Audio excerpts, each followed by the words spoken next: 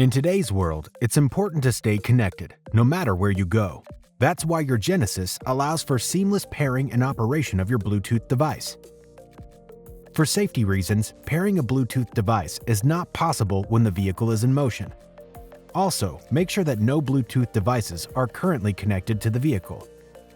When you are ready to pair your device, select Setup, then Device Connection, then Bluetooth Connections. Select Add. Select the Bluetooth connections you want to use, hands-free calling, Bluetooth audio, or both.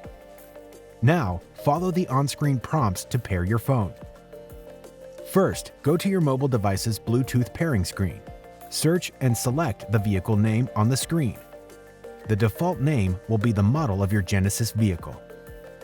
Authorize the registration on your Bluetooth device. You may need to enter the authorization passkey. A message may pop up requesting access to the contacts and call history on your device. You can choose to deny or allow this. Another message may pop up requesting access to the messages on your device. You can choose to deny or allow this. However, you must allow this to enable access to the messaging features in the Genesis. Once enabled, the screen will show text messaging available. In addition, if your device has a setting that allows you to show or not show notifications, select Show Notifications.